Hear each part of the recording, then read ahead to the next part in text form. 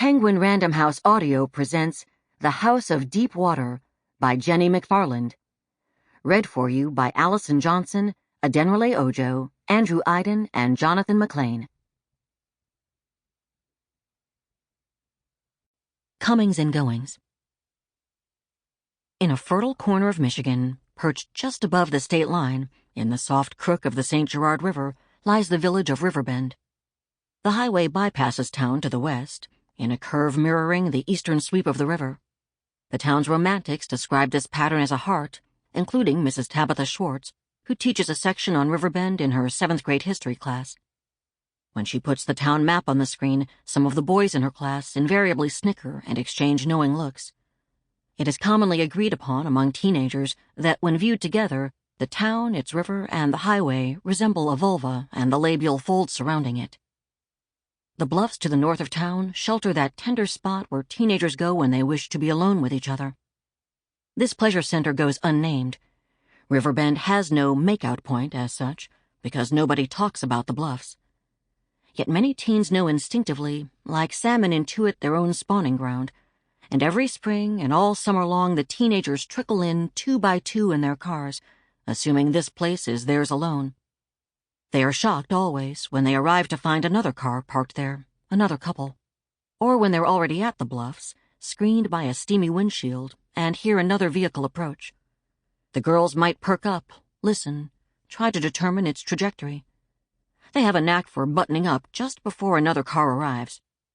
In many families, multiple generations share a direct link to this location, for without the cover of the bluffs and the covert fumblings they enable, the lineage would not have endured.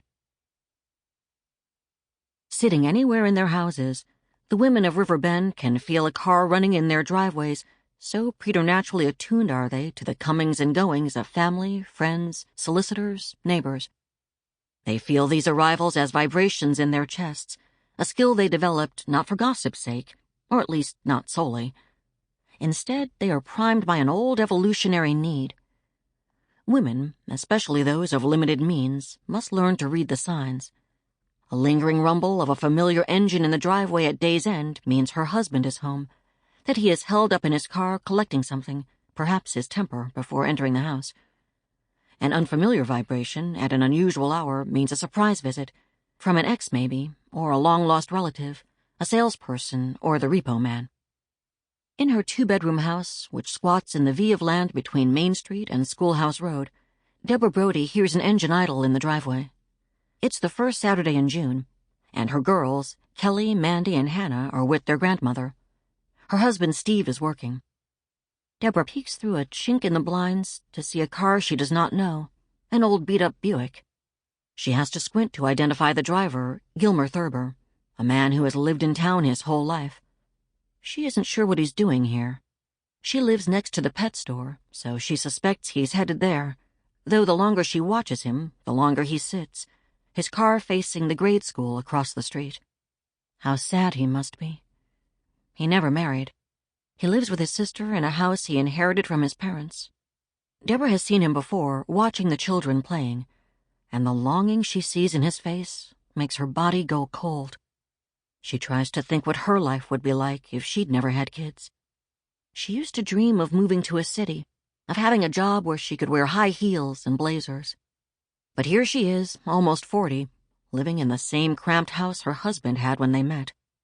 Gilmer looks up and sees her, and his expression is a little sheepish as he puts his car in gear and drives away. On the outskirts of town, a police car races down the dirt road past Dinah Williams's farm. She hears it approach from her barn and looks out in time to catch a glimpse. She's pretty sure it was Sheriff Hudson she saw behind the wheel, and wonders where he's going with such urgency. She turns back to her task. Today, she's teaching her granddaughters how to milk cows. The youngest girl, Hannah, peeks out of the barn, too late to see the police car. The older sisters, Kelly and Mandy, are too busy brushing the horses and petting their velvet noses.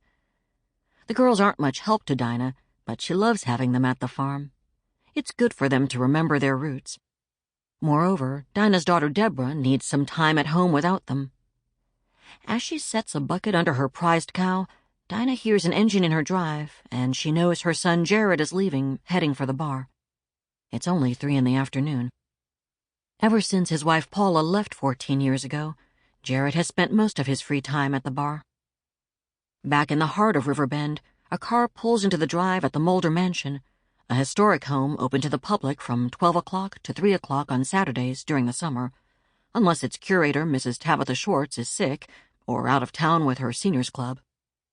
Mrs. Schwartz, who often feels lonely since her husband died, and who thought her seniors club would do the trick, and who thought curating this mansion would occupy more of her time in the summer, and who was distraught to find the funding of the mansion was practically non-existent, and that the Mulder Foundation wouldn't open the museum more than 3 hours a week, not when there is a perfectly good replica of the mansion at the Mulder Museum in Kalamazoo, and who was downright dismayed to learn that her seniors club consisted only of her and a bunch of old biddies eating deviled ham on white bread, rushes to put on a pot of coffee and open a box of butter cookies.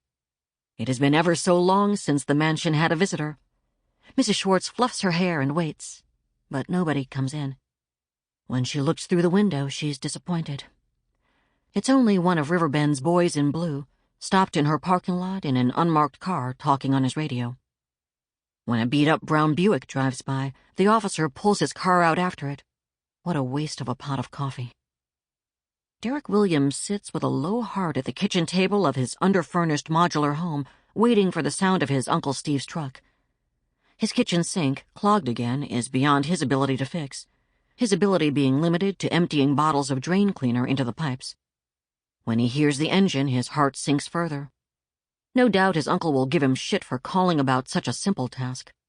Steve will leave his own tools in the truck, with the sole purpose of borrowing Derek's just so he can judge his nephew. Why on earth does Derek have an adjustable wrench instead of a good crescent wrench set?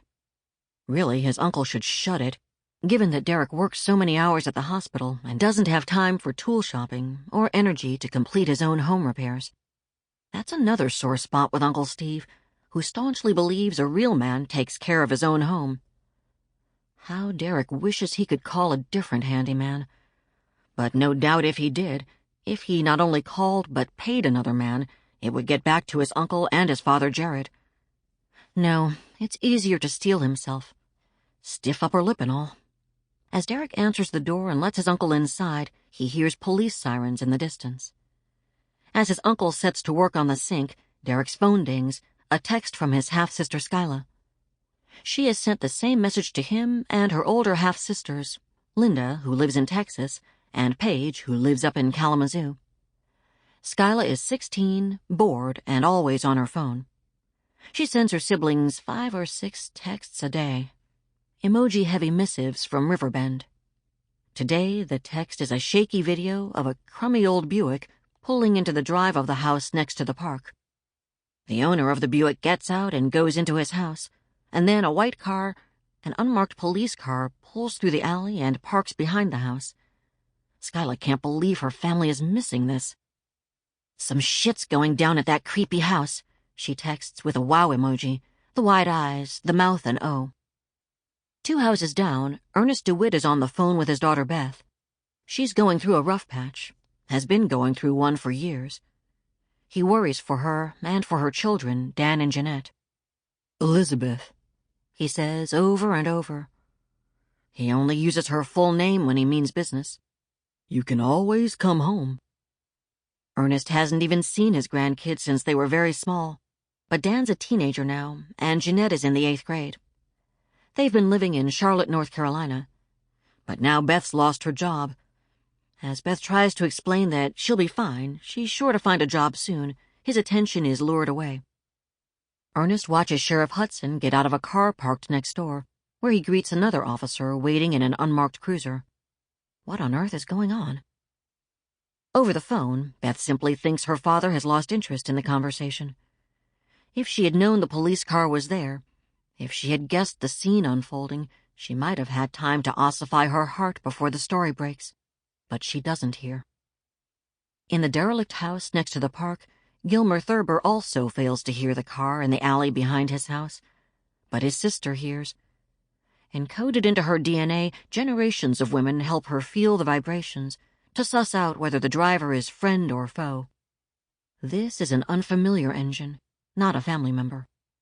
The engine cuts off, Sample complete. Ready to continue?